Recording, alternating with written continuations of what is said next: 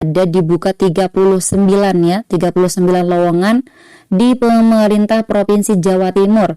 Untuk pemula pengendali organisme pengganggu tumbuhan juga ya teman-teman ya, mengacu pada Permenpan RB nomor 20 tahun 2022. Kemudian untuk P3K tenaga yang pertama paling singkat 2 tahun di bidang kerja yang relevan dengan jabatan fungsional yang dilamar. Untuk jenjang pemula terampil dan ahli pertama, keterangan yang ditandatangani oleh yang pertama Kepala Puskesmas bagi pelamar yang memiliki pengalaman kerja di Puskesmas. Assalamualaikum warahmatullahi wabarakatuh. Terima kasih karena kalian sudah klik video ini. Selamat datang di channel aku. Salam kenal, aku Lili Hernawati.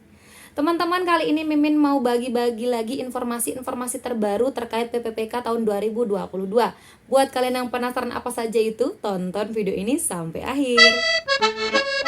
Tapi sebelum kita mulai teman-teman, seperti biasa buat teman-teman yang belum subscribe channel ini, yuk dukung Mimin dulu dengan klik tombol subscribe kalian. Dan jangan lupa untuk nyalakan juga tombol notifikasinya supaya teman-teman tidak ketinggalan info-info terbaru dari aku. Terima kasih.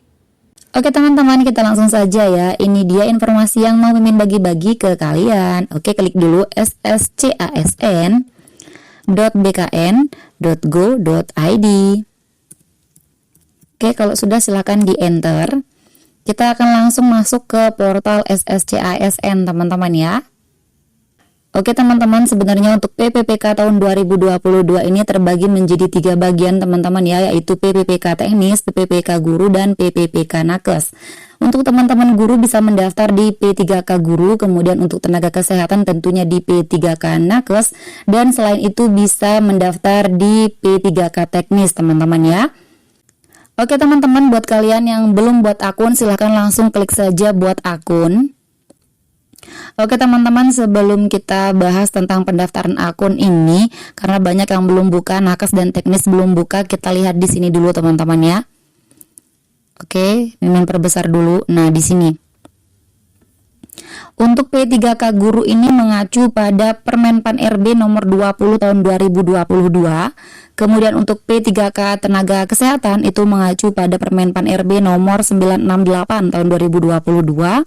Sedangkan untuk P3K teknis ini mengacu pada Permenpan RB nomor 970 tahun 2022.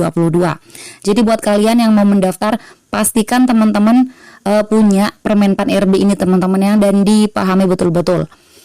Oke teman-teman, seperti yang sering ditanyakan, apakah untuk pendaftaran P3K tahun 2022 ini harus punya pengalaman kerja?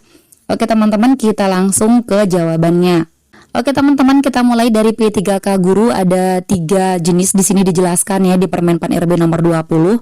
Pelamar prioritas 1 tentunya yang sudah lulus dan pasti ini sudah honorer teman-teman ya, sudah ada pengalaman kerja. Kemudian pelamar prioritas 2 ini juga THK 2 ya, tentu punya pengalaman kerja. Selanjutnya untuk pelamar prioritas 3 ini adalah guru non ASN di negeri yang terdaftar di Dapodik dan sudah kerja paling rendah 3 tahun. Jadi untuk P3K guru semuanya harus sudah pernah bekerja ya, ada pengalaman kerja, karena mereka harus terdaftar di Dapodik teman-teman untuk syarat mengajukan P3K guru tahun ini teman-teman. Oke teman-teman, untuk tenaga kesehatan ini kita lihat di Kepmen 4 RB nomor 968 sebagai acuannya teman-teman ya. Di poin ke-1, pelamar yang dapat melamar sebagai P3K untuk jabatan fungsional tenaga kesehatan ini terdiri dari ex tenaga honorer kategori 2 yang terdaftar dalam pangkalan data pada BKN. Kemudian tenaga kesehatan non ASN yang terdaftar di Sistem Informasi SDM Kesehatan Kementerian Kesehatan. Pasti ini karena dia sudah terdaftar di database, otomatis ini juga sudah ada pengalaman kerja. Kita lihat lagi di sini teman-teman. Oke, di poin keempat dijelaskan lagi teman-teman ya, pelamar sebagaimana diktum ke-1 yang tadi kita baca wajib memiliki pengalaman dengan ketentuan sebagai berikut. Nah ini teman-teman, yang pertama bagi pelamar pada jenis jabatan fungsional sebagaimana diktum kedua wajib memiliki pengalaman dihitung dari masa kerja paling singkat 2 tahun untuk jenjang terampil dan pertama, serta 3 tahun untuk jenjang muda dan 5 tahun untuk jenjang madya sesuai dengan jabatan yang dilamar. Berarti paling singkat yang mau daftar ini pengalaman kerjanya 2 tahun. Kemudian di sini bagi pelamar pada jenis jabatan fungsional sebagaimana diktum ketiga, nanti teman-teman baca kedua dan ketiga ini teman-teman ya. Wajib memiliki pengalaman dihitung dari masa kerja paling singkat 3 tahun untuk jenjang terampil dan pertama, serta 5 tahun untuk jenjang muda dan madya sesuai dengan jabatan yang dilamar teman-teman. Oke, cara pembuktiannya gimana? Ini langsung dijawab di poin ke-6. Oke teman-teman, ini dia masa kerja pelamar sebagaimana diktum keempat dibuktikan dengan surat keterangan yang ditandatangani oleh yang pertama Kepala Puskesmas bagi pelamar yang memiliki pengalaman kerja di Puskesmas. Kemudian yang kedua Kepala Rumah Sakit bagi pelamar yang memiliki pengalaman kerja di rumah sakit. Selanjutnya pejabat pimpinan tinggi pratama bagi pelamar yang memiliki pengalaman kerja di unit kerja pejabat pimpinan tinggi pratama. Selanjutnya pejabat administrator bagi pelamar yang memiliki pengalaman kerja di unit kerja pejabat administrator, atau yang terakhir teman-teman, Kepala Divisi yang membidangi sumber daya manusia bagi pelamar yang memiliki pengalaman kerja pada perusahaan swasta atau lembaga swadaya non-pemerintahan atau yayasan. Oke teman-teman, kita lanjut ke yang ketiga. Oke teman-teman, ini dia untuk yang tenaga teknis teman-teman ya, berdasarkan Kepmenpan RB nomor 970. Di poin pertama ini dijelaskan bahwa setiap pelamar yang melamar pada jabatan fungsional dalam pengadaan P3K wajib memiliki pengalaman sebagai berikut. Yang pertama, paling singkat 2 tahun di bidang kerja yang relevan dengan jabatan fungsional yang dilamar untuk jenjang pemula, terampil, dan ahli pertama. Assalamualaikum teman-teman, Mimin mau rekomendasikan buku yang berisi kumpulan soal dan pembahasan untuk seleksi kompetensi manajerial, sosial kultural, dan wawancara untuk calon PPPK tahun 2022 formasi guru dan non-guru. Buku ini berisi 11 paket yang terdiri dari 5 paket soal dan pembahasan untuk kompetensi manajerial, 3 paket soal dan pembahasan untuk kompetensi sosial kultural, dan 3 paket soal dan pembahasan untuk wawancara. Buku ini tidak tebal namun dapat mewakili setiap kompetensi soal dengan baik, berisi prediksi soal terbaru yang aplikatif. Harganya sangat terjangkau namun kualitasnya sangat bersaing dan unggul. Pembahasannya terperinci dan jelas. Yuk segera diorder. Terima kasih. Kemudian paling singkat 3 tahun di bidang kerja yang relevan dengan jabatan fungsional yang dilamar untuk jenjang ahli muda. Dan selanjutnya paling singkat 5 tahun di bidang kerja yang relevan dengan jabatan fungsional yang dilamar untuk jenjang ahli media. Oke teman-teman, ini juga harus dibuktikan dengan surat keterangan teman-teman ya, yang ditandatangani oleh paling rendah pejabat pimpinan tinggi pratama bagi pelamar yang memiliki pengalaman bekerja pada instansi pemerintah, dan paling rendah direktur atau kepala divisi yang membidangi sumber daya manusia bagi pelamar yang memiliki pengalaman bekerja pada perusahaan swasta, lembaga swadaya non-pemerintah atau yayasan. Oke teman-teman, sudah terjawab permasalahan yang pertama ya teman-teman ya. Oke teman-teman, untuk pendaftaran akun di SSCASN buat teman-teman yang belum pernah mendaftar di tahun sebelumnya, harus melakukan pendaftaran akun dengan langkah yang pertama itu pengecekan identitas, mengisi ini informasi-informasi umum seperti nomor induk kependudukan, kemudian nomor KK, kemudian nama, tempat tanggal lahir, dan seterusnya teman-teman ya.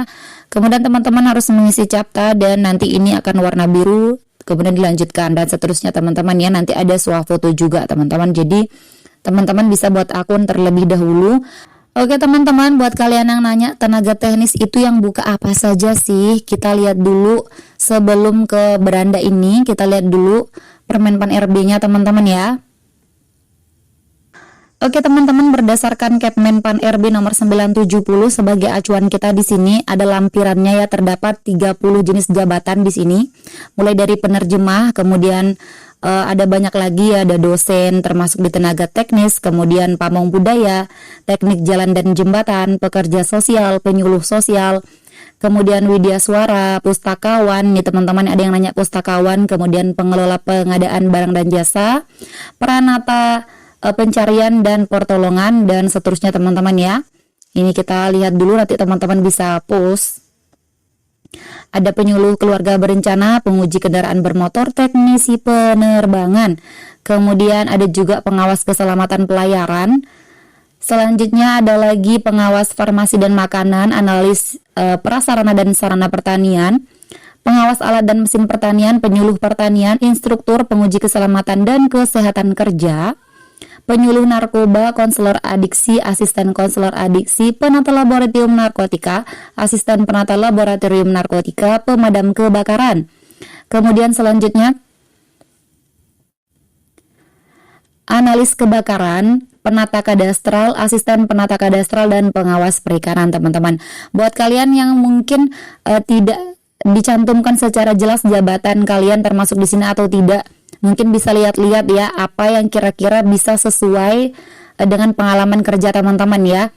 Oke teman-teman, untuk pengecekan lebih lanjut teman-teman bisa buka lagi sscasn.bkn.go.id. Di sini teman-teman bisa klik info lowongan. Kita klik dulu teman-teman ya. Ini adalah simulasi pemilihan formasi ya. Ini baru simulasinya saja, jadi kemungkinan di sini hanya sebagian yang sudah terdaftar ya, karena masih simulasi. Untuk pastinya teman-teman harus tunggu tanggal berapa dia buka, dan ada informasi bahwa bukanya untuk teknis itu tanggal 7 November teman-teman ya. Semoga tidak diundur. Kita lihat dulu simulasinya di sini. Untuk jenis pengadaan kita pilih, bisa teman-teman pilih tenaga teknis, PPPK teknis atau P3K tenaga kesehatan. Di sini saya coba P3K teknis dulu. Kita lihat di sini instansinya ada banyak pemerintahan yang udah terdaftar di sini teman-teman ya. Mungkin masih akan ditambah lagi. Kita pilih semua instansi. Selanjutnya tingkat pendidikan. Tingkat pendidikan akhir misalkan SLTA atau SMA teman-teman ya. Nah, di sini pilih tingkat pendidikan dahulu. Di sini ada madrasah aliyah, kemudian ada juga yang mungkin paket C, dan selanjutnya ada yang SLTA, kemudian SLTA umum, SMA, SMA IPA. Nah, misalkan kita ambil di sini SMA IPA sebagai contoh. Di sini teman-teman langsung aja cari apa yang kira-kira sesuai dengan jabatan tersebut. Oke teman-teman, untuk teman-teman yang misalkan dulunya sekolah terakhir di SMA dan ambil jurusan IPA, ini ada banyak sekali yang buka teman-teman ya.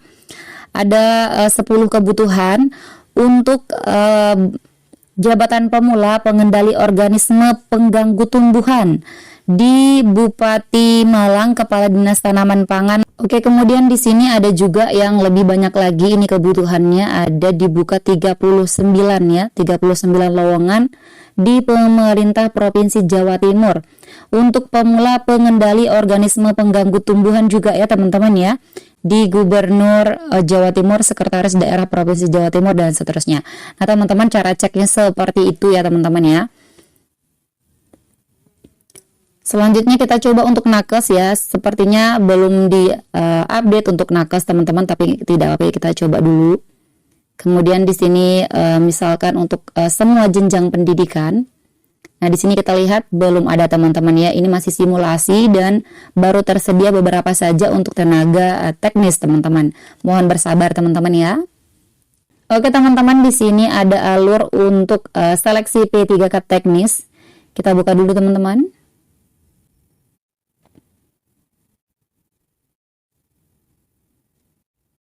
Oke teman-teman, langkah pertama tentu saja daftar akun, kemudian pelamar mengisi seperti yang tadi kita bahas teman-teman ya.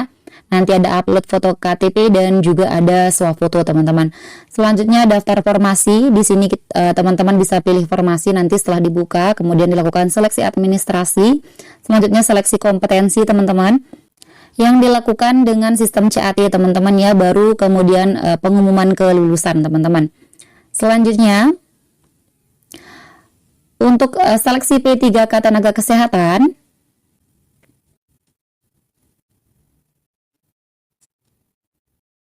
secara umum sama teman-teman ya. Pertama daftar akun dulu, kemudian ada juga upload foto KTP nanti dan swafoto, kemudian mencetak kartu informasi akun.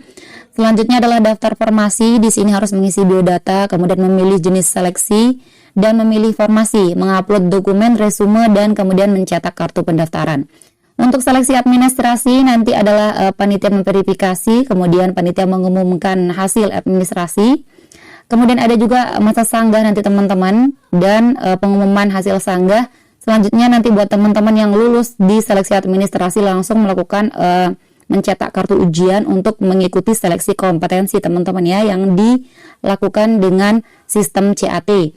Baru kemudian nanti akan diumumkan kelulusannya teman-teman.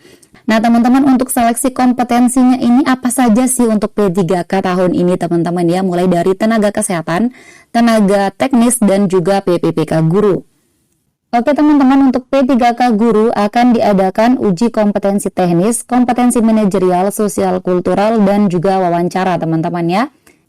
Begitu juga untuk P3K nakes teman-teman ya, ada kompetensi teknis, kompetensi manajerial, sosial kultural, dan wawancara. Dengan kompetensi teknisnya ini yang paling banyak ya, yaitu 90 butir soal. Begitupun untuk P3K teknis teman-teman ya, ada juga kompetensi teknisnya, kemudian manajerial, sosial kultural, dan wawancara teman-teman. Nah, di sini yang membedakan hanya seleksi kompetensi teknis teman-teman ya secara umum. Karena untuk kompetensi teknis ini sangat berkaitan dengan jabatan yang teman-teman lamar. Contohnya mungkin teman-teman yang mau daftar jadi dosen teman-teman ya, maka kemungkinan kompetensi teknisnya ini berkaitan dengan Tridharma perguruan tinggi, kemudian prinsip mengajar, dan lain sebagainya teman-teman.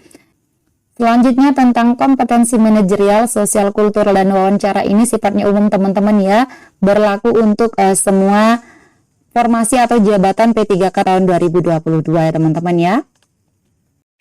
Oke teman-teman, itu saja informasi kita kali ini, semoga membantu. Silahkan buat yang belum buka, ditunggu saja dan persiapkan dirinya dengan matang teman-teman ya. Semoga sukses, selamat belajar, tetap semangat teman-teman. See you next time and bye-bye.